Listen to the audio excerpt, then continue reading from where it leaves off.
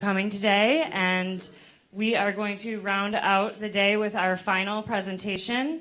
We have Jack Bernard, who's the Associate General Counsel at the University of Michigan, and Christina Kline, who is the ADA Coordinator at the University of Michigan Office for Institutional Equity, here to talk to us about updates to the ADA, emotional support animals, assistive animals, and more. Thank you, guys. Thank you. Thanks. I hope you were clapping for her because you haven't heard anything yet from us.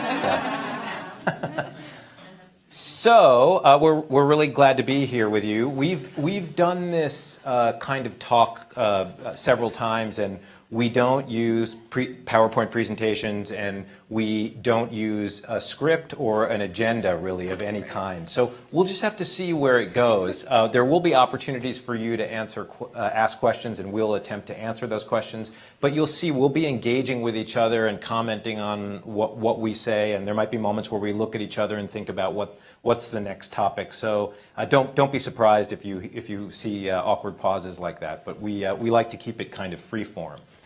So before we dive into the nitty-gritty, it's probably worth starting out talking about some categories of animals. Just because there are lots of terms out there that are used, and even the law uses the same term to describe different things or different terms to describe the same thing. So we thought it would be useful for us to come up with some buckets in which to think about which particular animal we're talking about. And we'll dive a little bit more deeply into some of these buckets than others. But the first bucket we want you to think about is the bucket of service animals. And these are animals described by the Americans with Disabilities Act. And we're going to dive into this more deeply, but in just a kind of a nutshell, service animals provide a service to a qualified person with a disability. They do something. They do something active. And they are different, that means, because they do something active for a person who has a disability. That makes them different than the other categories. So the fact that you may have a dog at home that will fetch a newspaper when you throw it, if you're not a person with a disability and that getting the newspaper isn't accommodating a disability if you have one, well, then it's not a service animal. So service animals have to be providing a service for a person who has a disability, and that service has to be accommodating that disability. Those are service animals. The second bucket are, I guess these days we're hearing them referred to usually as emotional support animals. Sometimes they're referred to as comfort animals, but I'm going to stick with emotional support animals. And emotional support animals also work with someone who has a disability. These are people who are qualified people who are qualified as having a disability. But the dog does not have to provide any service. In fact, the dog doesn't provide any service. And so that's the distinction between those first two buckets. The third bucket are, this is probably maybe a larger category, or at least a little blurrier category, and I would just call this therapy animals. These are therapy animals. And therapy animals are animals that don't need to work with people who have disabilities. They could work with anybody. They might work with people who have disabilities, but they typically aren't providing a service. Usually what therapy animals are doing is bringing a kind of comfort. Oftentimes you'll see therapy animals in a place like a hospital. They'll bring an animal around to help people during palliative care and that sort of thing. But the animal isn't really providing a service, it's more of a presence. And these animals sometimes can be trained, particularly trained to be in public places or to be around lots of people or around children. But they are really there primarily to make people feel good. And sometimes they work with a trainer who's there with them. But they don't necessarily have to work with anyone who has a disability. And then the final category is the most ubiquitous category, and those are pets. And they are everywhere in society, and pets they don't have to be with people who have disabilities, and they don't have to provide comfort, although often they do. and they aren't typically working or necessarily trained to be around lots of people, although some pets are trained to be around lots of people. And I know I've taken a little bit of time here to talk about those 4 categories, but it's important to distinguish those things because the law treats them differently, and therefore society has different sets of expectations. And there's no question about it that people get confused about these categories, and some people are confused because they just don't understand, and other people are confused because they want to have their pet with them everywhere. And so those kinds of confusions are important for us to dispel today. So I guess kind of cutting into that a little bit further, in thinking about these 4 categories of animals, what I think is so important to remember about them is as Jack mentioned, the reason it's important to keep in mind these 4 categories is because each different category of animal has a different legal treatment. And when we think about that legal treatment, the way I like to think about it is sort of each different animal has a different level of access, depending on where we're going or what we're talking about. And that's where I think a lot of that conflict, a lot of that confusion comes from. Is because so the biggest question that we usually get is, can my animal accompany me? Can I bring my animal into X or onto Y? And so when we're thinking about that big question, that's the big question we always want to answer, is it's going to depend, and the answer is always going to be, it depends on which bucket your animal falls into. So when we're thinking about service animals, as Jack mentioned, right, a dog or a miniature horse, that's something to remember, is a service animal not only provides a task or work for an individual with a disability, it's also a specific species. It either has to be a dog or, like I said, a miniature horse. And a quick caveat there, I always say this, so forgive me for this joke, but it's true. A miniature horse is different than a pony, okay? Miniature horses are very small. They're about 75 to 100 pounds. And the reason I distinguish between miniature horses and ponies is that I used to work on a ranch when I was younger. And I worked with a lot of ponies. And in my experience, purely anecdotal, every pony I've ever met was a complete jerk. So, whereas miniature horses, on the other hand, from my understanding, are much more, a much better animal to have with you. Although, not to disparage ponies if there's folks who are in, pro-pony out there.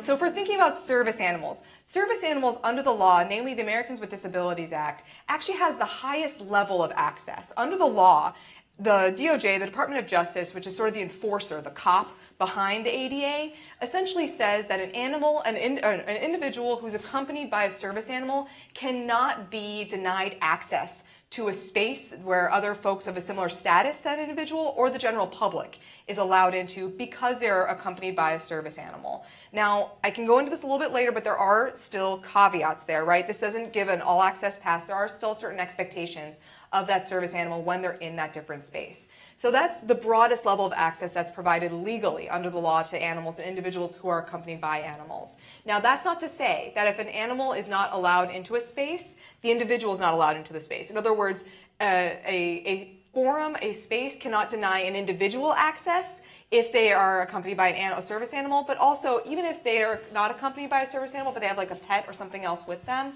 right? If they're able to, come back without the animal, then they will be allowed access. So it's not like the place can deny you access just because you came with an animal and then we've denied you because you had the animal with you. What might be a place where I would want to bring my service animal, where other people are able to go?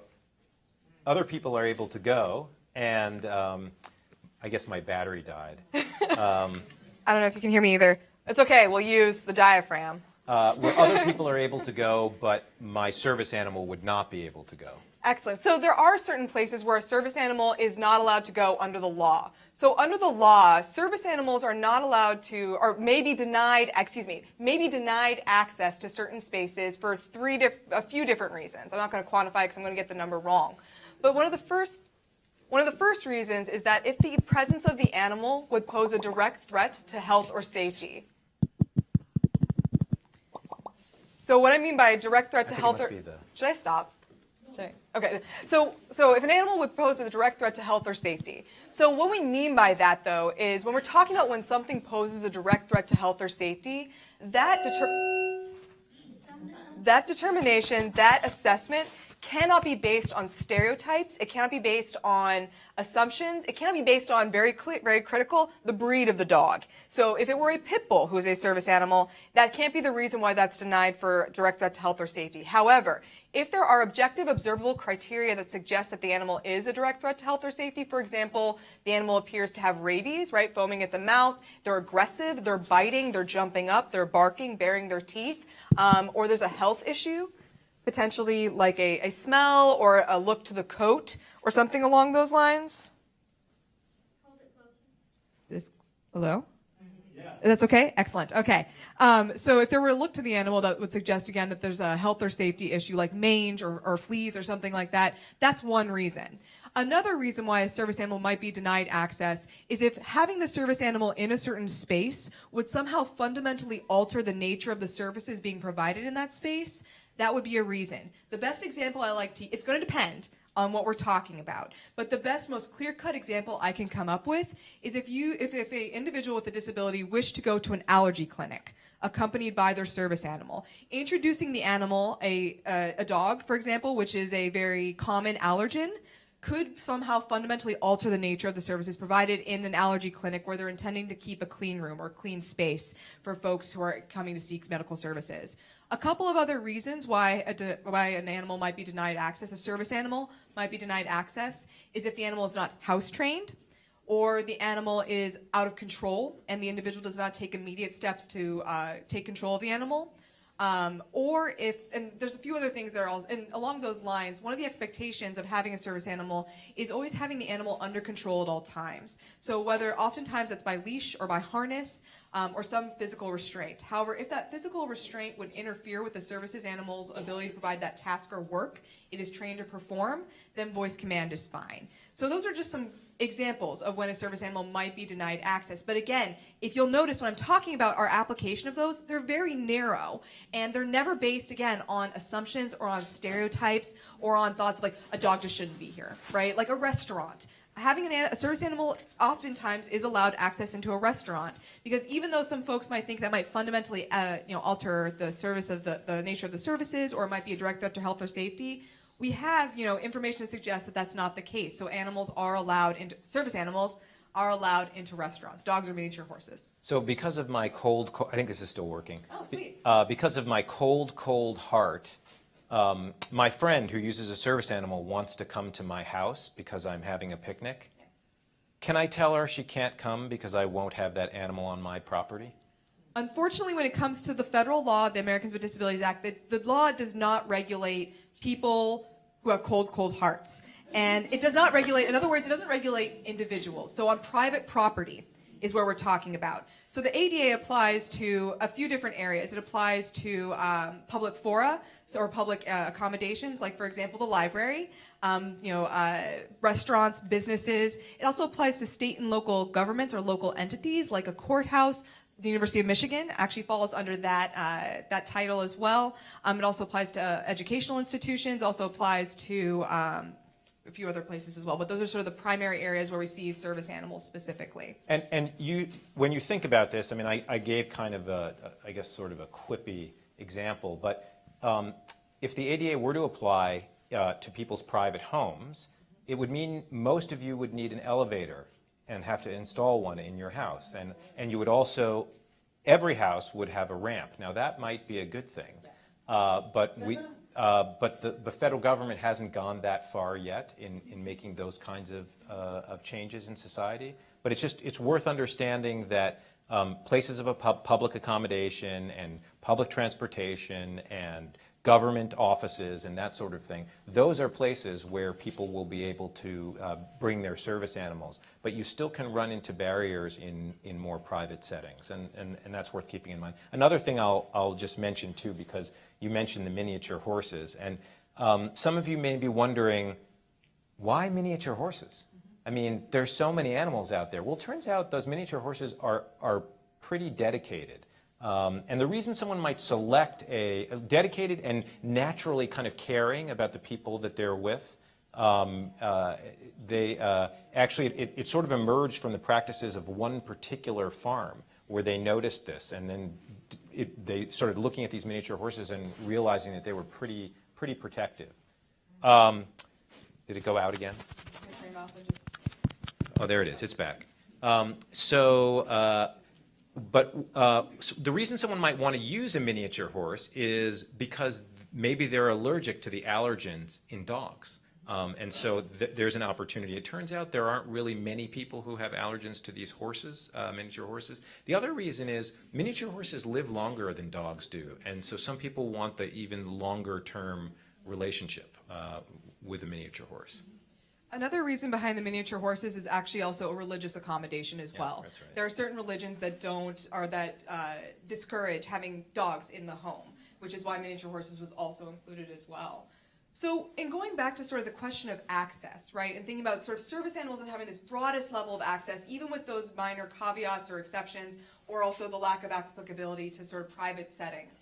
As we move along the line of the buckets, right, we're going to get more and more restrictive. In other words, as we move into each bucket, a public accommodation, state and local government, right, all these entities or these spaces where you might bring a service animal, they get more and more opportunities as we jump to each bucket to deny access to that specific animal. So when we talk about emotional support animals or comfort animals, those animals, they have less access than service animals. So under the Americans with Disabilities Act, not to get too into the legal weeds, but high level, the Department of Justice essentially indicated that under the ADA, when we're thinking about something as a reasonable accommodation that must be allowed in a public area or in any of these entities, they indicated that that only applies to service animals. The Department of Justice was actually very explicit in saying that emotional support animals, or comfort animals, those are not considered service animals and are granted a lower level of access than service animals in these different settings. So, namely, there is, however, a law that does grant access to to emotional support animals or support animals, and that's under the Fair Housing Act. So, under the Fair Housing Act, if an individual with a disability is in a dwelling, they're living in a dwelling, then it is considered a reasonable accommodation to be allowed to have a emotional support animal or support animal with you. Now, something else to think about with regard to the second bucket, the support animals, is that they can be, I talked about dogs and miniature horses, right? They can be any breed. So that's oftentimes when you're hearing more often about an emotional support cat or a rabbit or a reptile of some type. That's often when we're seeing that is in this housing context. Python, peacock, Yeah. Goat, yes.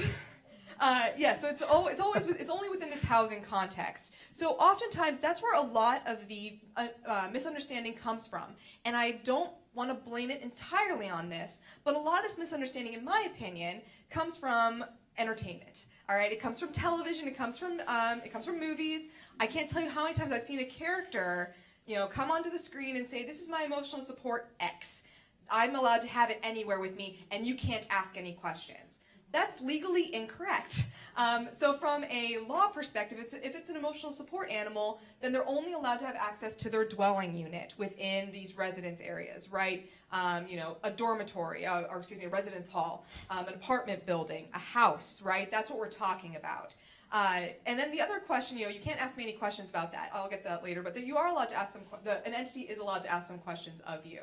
At the same time, though, when we're thinking about whether or not a emotional support animal is allowed in a specific dwelling, there are still those same exceptions that apply in terms of direct threat to health or safety, fundamental alteration to the nature of the services, things like that. The one that's added under the Fair Housing Act, though, is that if there's a direct threat to destruction of property, that's where that would come in. So frankly, a goat probably wouldn't be allowed, only because they are ruthlessly destructive animals. Size can also be an issue. So yes. if your emotional support hippo wants to be in the apartment with you, the apartment may not be able to take that much weight in a particular spot, or it may not be able to get into the apartment effectively. And so and actually there have been people who have tried to get very large animals like horses, Yes.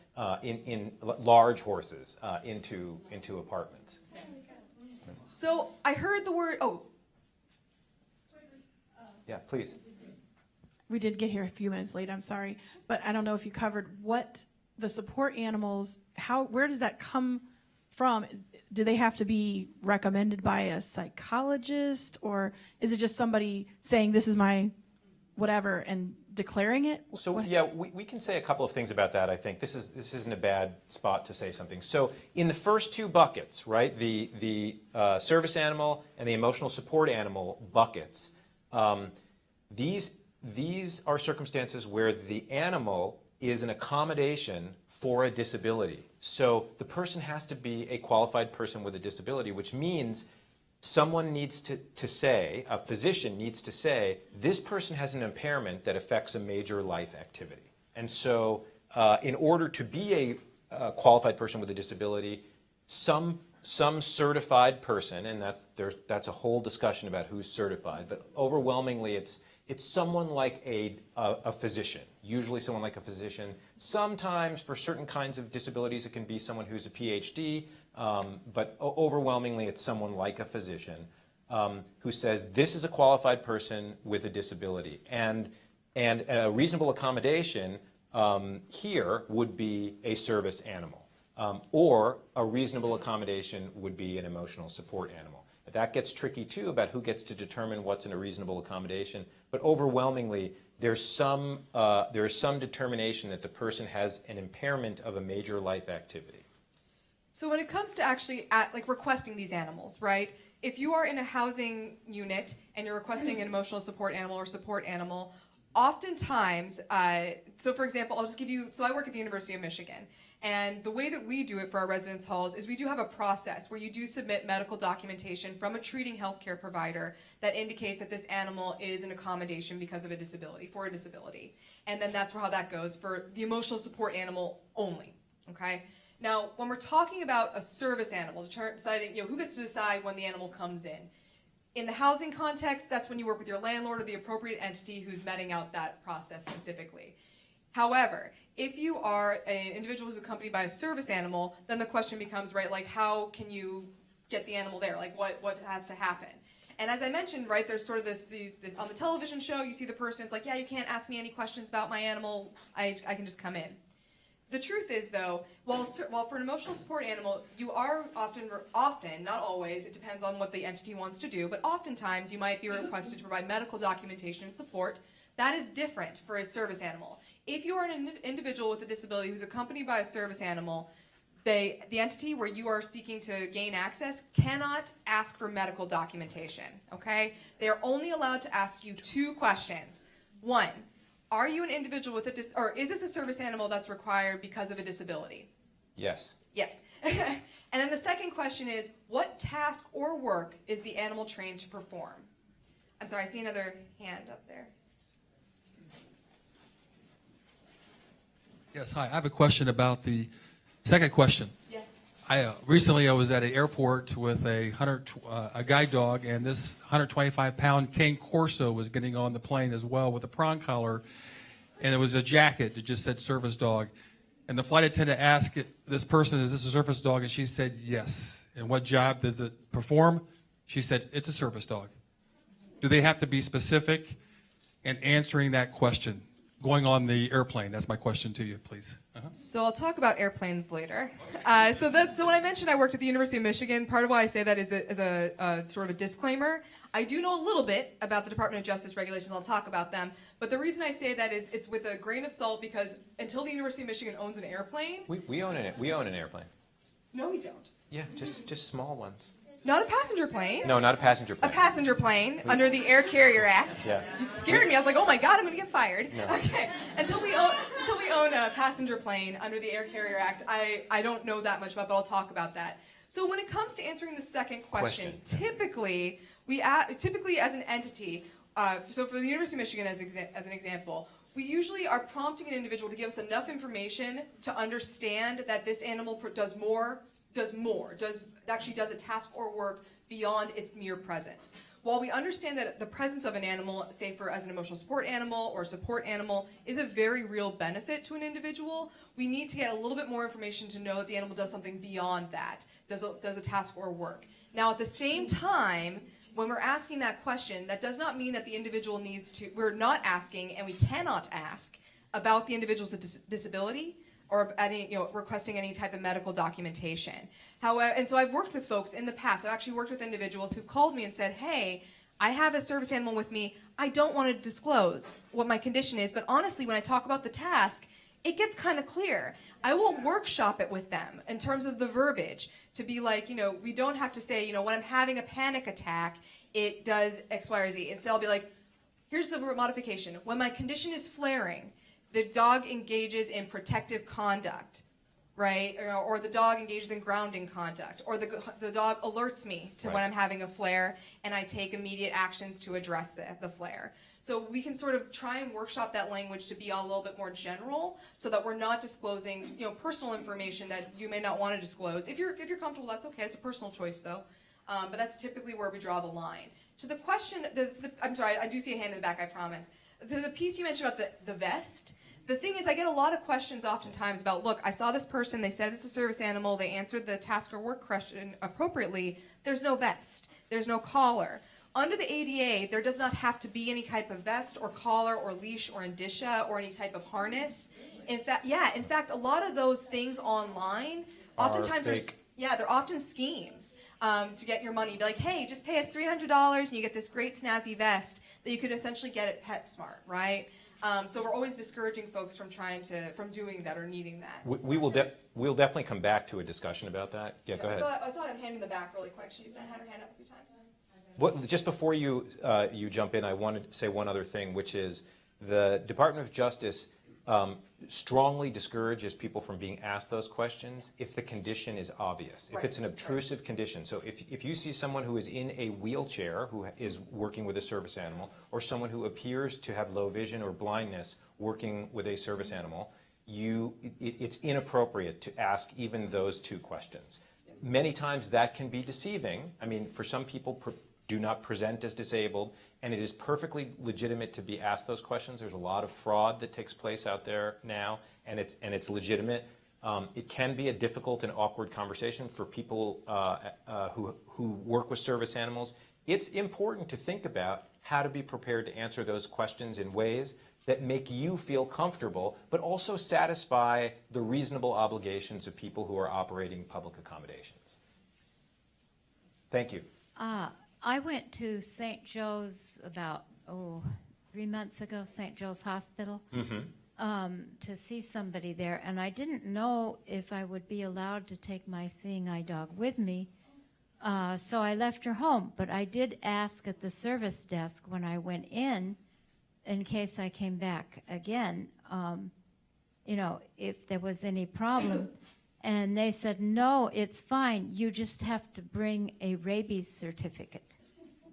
And I thought, now, wait a minute. I didn't think that question was I didn't think that right, that requirement, that person was mistaken about what's expected. Now, all service animals have to have their shots.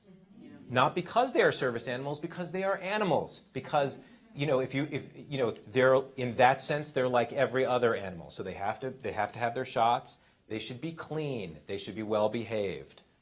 They should not interfere with the activities that are taking place around. But people can't make the prediction that that's going to be the case. You have an obligation if you have a service animal to have it trained, to have it with its appropriate vaccinations and inoculations, and that it's under your control. But they can't predict that that's going to be a problem. So essentially, those are legal requirements. Under the state of Michigan's law, your animal does have to be vaccinated for rabies. Under Washtenaw County law, you do have to have your animal licensed. Now, that's the thing, is those are legal requirements, but St. Joe's, University of Michigan, we are not the entities to enforce those laws. So it's not appropriate for us to be asking for documentation to prove that you're complying with them.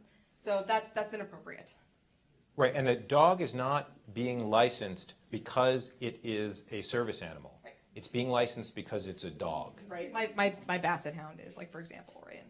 Although you probably know lots of people whose dogs are not licensed. Right. Are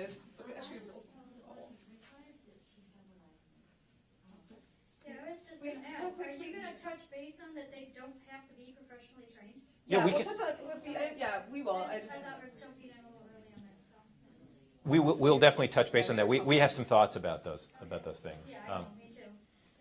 Yes, I understand that every blind person could get a CNI dog free from Rochester, Michigan school, but I Yes. was wondering, the miniature horses, where do you get them from, and do they cost? Are they free? How do you go about getting one? And domestic animals are outlawed in Detroit. I was wondering if is there an exception to the rule for the horses? So I'm not sure where those animals will be obtained from. I'm also not familiar with the Detroit law. I would be, because so the ADA is a federal law, Right, so it would override a local municipal ordinance along those lines if they're in conflict. So if the ADA requires that a service animal be allowed in and the municipal ordinance says no, then the federal law, wins out on that one. So my guess is that the ADA would still allow access to that animal. In terms of where those resources are to get a trained miniature horse, I'm not sure. There are places. Yeah, there are schools. There are several places around the country. There are places that are training miniature horses to be service animals. They are more expensive than dogs are. There are programs out there for people, though, to support people in acquiring service animals for free or low cost. There's, as someone mentioned, there are places in Michigan where you can get a service dog for free. We, of course, believe the government should just provide service animals for free, and maybe one day we'll get there. That's connected a little bit to her point about training animals, which we'll come back to. It is another way to think about this. Maybe this is an easy way, because you touched on this with your question. So no dogs allowed signs, a sign that says no dogs allowed, does not apply in almost every circumstance to a service animal. And it does apply to emotional support animals, except in housing and airplanes. Well, it's not all travel. It's not all travel. So you can't bring your emotional support animal on a Greyhound bus. You can't insist on having your emotional support animal in a taxi. But you can insist on having an emotional support animal in an airplane. Can you bring it to class? You cannot bring, unless you are not obligated, the institution, the school, although this is trickier at the K through 12 environment than it is at the post-secondary environment, but generally speaking, those schools are not required to allow people to bring emotional support animals. Service animals can go just about anywhere. Emotional support animals are a little different. There's some, I guess I would describe it as easing taking place in the K-12 environment, because the Individuals with Disabilities in Education Act is now some folks are starting to interpret this as being part of the student's IEP, and so there's some growth taking place there. I can't give you a clear answer because there isn't a clear answer about the K-12 environment for emotional support animals, but there are definitely some schools that are feeling more pressure, and there are some parents who are putting on more pressure along those lines. So we may see things start to move there as well. Another question? Hi. Hello. Can you hear me? Yep. Sheree Heppy here. I have a task-trained dog guide, which is a category of service dog. I wanted to speak to the point where a vest or whatever is not required. The requirement under ADA, as I understand it, involves task training for service dogs, so that the dog has to actually be performing a task. Yes. And that it has to be behaving in a manner that is apparent that it's performing a task. A dog that's barking, growling, lunging, going after other dogs, relieving itself in public, pulling extensively, jumping on merchandise, Yes. That is not a task-trained dog. Correct. That's correct. And a proprietor can say, you'll have to take this service animal out of my store or out of my restaurant, or you can't bring that animal in here because of observable behavior. It has to be something that's clear. It can't be because they suspect that a dog will be a problem. It's that they actually observe something. The other thing to remember is that, even a dog who has been trained to perform a task or work, they may still behave in those ways. That may still happen on occasion. I've heard of exceptions, so that's what I'm saying, that there are exceptions built in there. So even if there's a service animal who's been trained to perform a task or work, those exceptions still apply, even if the animal has been trained to perform those tasks or work. They might just be having a bad day. Yeah, or something, or there's a medical condition, or there's a medical concern, or it's just sometimes there are things that happen. That's why those exceptions are built in to apply even to service animals who are trained to perform those tasks or work. I'm just trying to kind of clarify under the law where the legal framework is. That's not what I've read in the ADA. Under the Department of Justice guidelines? From what I've read in the ADA, and I could be wrong, but my understanding of the ADA involves that the dog has to actually perform a task without excuse making. Excuse making, I'm sorry? I don't understand. Excuse making. I don't understand. What do you mean by excuse So the making? dog, I can't just say, well, geez, Louise, my dog is a task-trained dog, but it doesn't know how to sit. It can't look down. It can't be quiet in public. It's just having a bad day. Oopsie daisy. Well, ho-hum. That's not a task-trained dog. Right, so that animal, it doesn't mean that it's not a service animal. It does mean that it's not entitled to at that moment, it's not entitled to the benefits that come with being a service animal. It's the same way if you think about people, right? There are times I have a bad day. No, dogs are not people. I know, but I understand that dogs are not people. I appreciate you underscoring that for us. What I think is important to understand, though, is when the law looks at it, a service animal doesn't stop being a service animal because it's misbehaved, just like you don't stop being a person because you've misbehaved. But Can you quote chapter and verse on that? Sure, I can. What I can tell you is that a service animal is an animal that has been trained to perform and can perform tasks to accommodate a person who has a disability. It's actually providing a service. You need not accommodate a service animal that is not in control of its partner, that is misbehaving, that is, they don't have to demonstrate their task. And it seems to me you might be misapprehending that they need to be able to demonstrate their task at the location that they're in. The person might not need a task. I mean, think about this. I'm thinking about the many times I've been in places and dogs that are claiming to be service dogs that attempted to task. Yes. My task-trained dog guide, and I am not willing to put up with that any longer. That's excuse making. I understand there are lots of people who are abusing the system. Maybe this is a good opportunity to say something about just about how complicated things have gotten.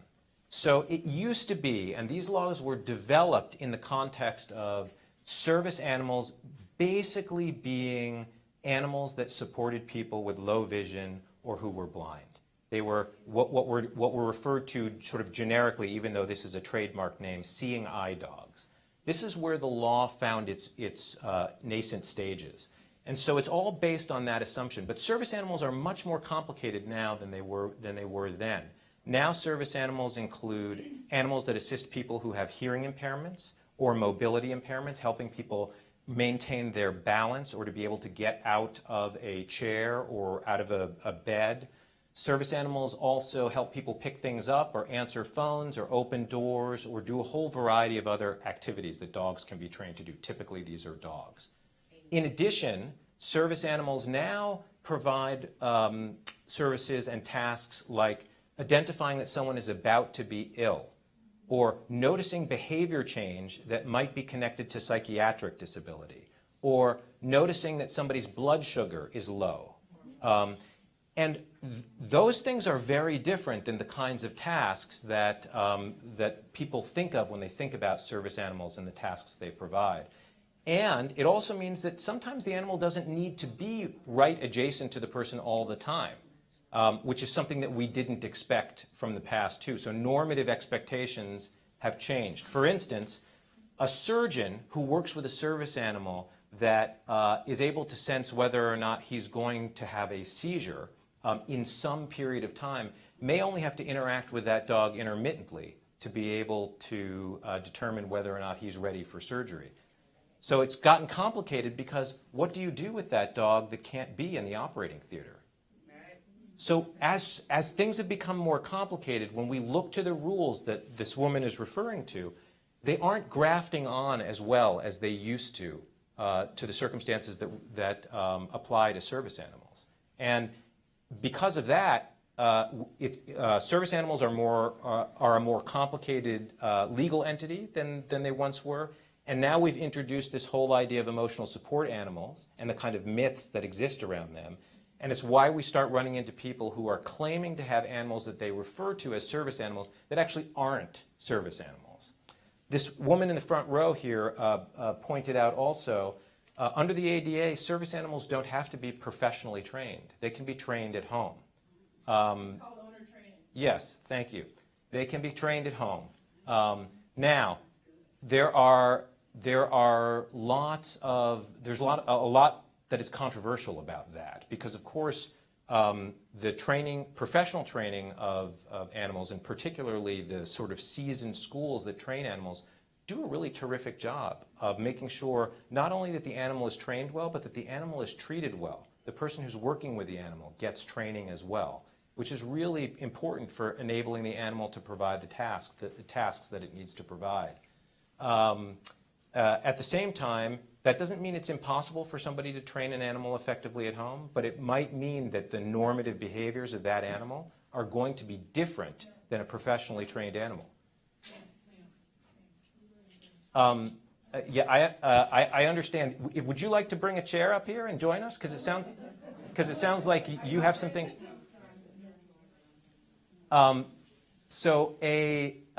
Those animals may behave differently. The ADA and the Department of Justice, they haven't listed a specific set of trainings or behaviors that an animal needs to be able to do. It just needs to be able to provide a task or service to the person who has a disability.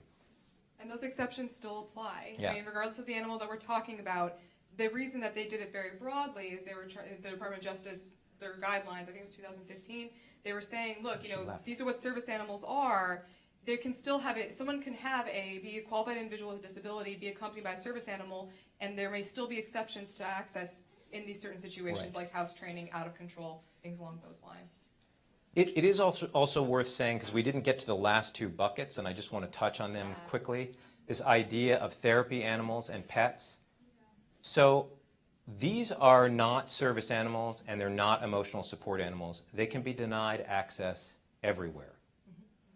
They have no right to be anywhere other than in your own private home.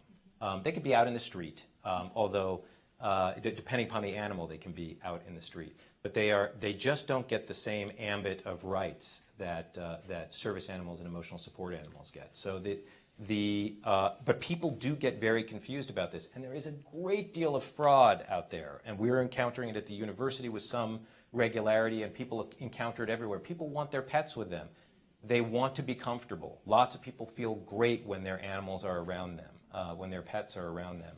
But working animals, service animals, are just very different. And emotional support animals are less different, but still different, because the person who has an emotional support animal is a person with a disability. So those last two buckets at the very end, in terms of pets and therapy animals, those are up to the discretion and the policy of the place that you're going to. So for example, at the University of Michigan Medicine, there are some units, not all, by any stretch of the imagination, there are some units that do allow pets, but they limit the type, right? It's either a dog or a cat, and it cannot be a puppy or a kitten, that kind of a thing. So again, it's up to the discretion there. There's some employers that allow people to bring their pets to work, right? You can work in an environment like that.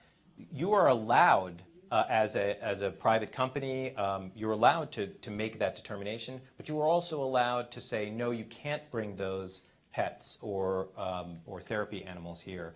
And you can say you cannot bring your emotional support animal to work. You cannot say you may not bring your service animal to work, except in very extreme circumstances. And I do really quickly, because I promised this, touch on the airplane really quickly. So this is just from a brief reading of the Department of Transportation regulations and guidance on this. So for an airplane, you have broad access to service animals, again, dog or miniature horse, and they do allow an emotional support animal to accompany a passenger on the plane if they give medical documentation and support. The plane, in their discretion, may deny access to certain species of animals, including rodents, reptiles, amphibians, and spiders. So I think there's one more, but I don't recall. So for example, when we saw the thing about the squirrel, or I don't even know if they mentioned birds. I'd be surprised if birds weren't an exception as well. So the peacock, I know, came up. But that's just a quick tidbit that I've got for the Department of Transportation. I drove Delta recently last year and with my service animal. Yeah. But the list of questions I had to go through, the check marks, does your service animal have teeth, claws, fangs, a whole bunch of list of a list of things you had to check the box. Does it have fangs? Does it have claws? Does it have can it poison you? I mean, it had a big long list of really ridiculous things for a therapy animal in the least. But a service animal would never have any of those, of course. Right. So I didn't know how to answer the fang question because, of course, a dog has fangs, right? So I just left it unchecked. You actually, with a service animal, you shouldn't have to answer any of those questions. I was unsure, so I just answered Yep, it. I understand. But there's nothing on that says if you have a service animal, you don't have to answer these questions. Right. There's no question. Because things have gotten so complicated, because there's so many categories of animals, as a result, it's become harder to have a service animal. As a result, and I will say I'll now throw some additional controversy out there. I am starting to feel like we might be better off if we emulated some other countries that have national programs that support people who have disabilities by allowing people to get a card that basically says, I am a qualified person with a disability, and once I show you this card, the doors fly open, because it's become a lot more difficult to move around. People ask a lot more questions because of the kind of fraud or misbehavior that the woman in the back was describing before. This has put a much bigger burden on people who use service animals. It has both made people more suspicious and more confused about the kinds of animals that they're working with. And in addition, because there are so many fabrication mills online where you can order pendants or licenses or harnesses for your dog that make it look like your pet is a service animal, it's just become a lot more controversial and more difficult for people who are using service animals. And so I am leaning towards a world now where the government creates more opportunity for people to authenticate themselves very easily. Not that it should be impossible not to authenticate yourself in another way, but I'd like to see it be a little easier. That was in Canada, right? Yeah, I mean, Canada, you can get an NCIB card, which is a national card if you're a blind person, this NCIB card, and they have other types of cards for other kinds of disabilities. Our constituency, as you know, is pretty divided about whether or not to be counted, and so there are lots of people who say, I don't want the government to know anything about my disability, I don't want them to know anything about me, I don't want my name on any list, it's hard enough as it is. Then there's the other part of the constituency that says, actually it would be great if the services got a whole lot easier if I were identified. Both viewpoints are legitimate viewpoints. Right now, because of the kinds of fraud that we're seeing, I'm inclined to want to make the lives of people who work with service animals a little easier by giving people the opportunity to have a card. But that doesn't exist yet. So I think we're out of time. Do we have maybe one more question? One more? And then we'll stick around. Real quick, police dogs, is there any legal equivalent or for access is there any, limitation? That's an excellent question, and I will be the first one to say this when it's true. I have no idea. I would guess that they would probably have some discretion and some ability to follow a police officer into situations where the police officer is allowed to go. So there are legal restraints where a police officer can go legally without certain things taking place, due process or the warrants, search and seizure, or all those different things. But I'm guessing that the similar restrictions would apply, but I'm not sure. And I actually just saw one at the vet, so I should have asked the guy this morning. I just saw an episode, believe it or not, I watched Live Cops, or whatever that show was called. My boyfriend likes to watch Live PD, so we just saw an episode where the cop was using a dog to, they were in a crowd of kids, like 1,000 kids or more, and they're on a private facility, But in the chaos of trying to find or whatever it was they were there for, they were asked to take the dog off the premises, and they had to. Because the dog wasn't there for a specific, like, drug search or something like that. So That makes sense. Right, because then it's much more like a pet. I will say, I have here, I printed out, and for those of you who can work with print, others of you can find this online if you don't get a copy or you're not able to use this. The frequently asked questions section about service animals from the Department of Justice, it actually addresses this woman's issues in here. And so I would encourage you, if you're interested, to come up and grab one of these on your way out. Anyone is welcome to take them. Thank you. So in closing, thank you all so much for your time and your questions. This was excellent. Jack and I are here. We'll stick around. I'm at the University of Michigan. If you want to give me a call, I'm happy to talk to folks whenever you have a chance. And Me too. thank you. Enjoy the rest of your day. and Take your care. week. Thank you very much. If anybody needs a sighted guide, please raise your hand and somebody will come and help you.